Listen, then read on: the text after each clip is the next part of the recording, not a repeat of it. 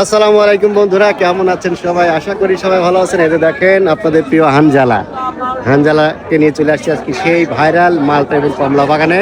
আসলে একটা কথা আছে না যে বাড়ির পাশের মানুষটা কি হজ করতে পারে না, তা আমাদের হয়েছে তাই। আমাদের দুই বাপ বেটার সেম পজিশন, আমাদের বাড়ি কিন্তু পাশেই, কিন্তু আমরা কখনোই কিন্তু এখানে আসি না। সবসময় কিন্তু আমরা ইচ্ছে করলে আসতে পারি, কিন্তু আসতে পারি না, এই কারণে আসলে সময়ের অভাব। তো আজকে ভাবলাম যে হানজালাকে নিয়ে চলে আসি বেড়াইতে সেই ভাইরাল মালটা বাগানে।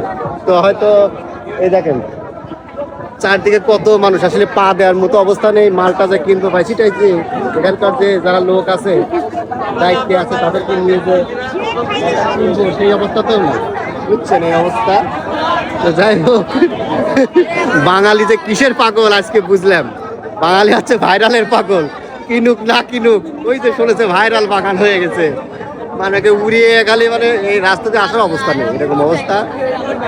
তো যাই হোক, আসলে এরকম মালটা কমলার বাগান সচরাচর দেখা যায় না। তো পাবনার ক্ষেত্রে মানে এখানে একটা আছে, আর মনে হয় ঈশ্বর দিতে এক একটা থাকতে পারে, দু একটা হয়তো আছে। তো যাই হোক, যার কারণে মানুষের এত উপচে পড়া ভিড়। কিন্তু এখানকার মালটার মতন স্বাদ মামা হয়তো আশপাশে নেই। মানে আমি এখনো খাই নাই, এর আগের বছর খাইছিলাম কিন্তু এই বছর খাই নাই। আমি আসলে কেমন টেস্ট বলতে পারবো না।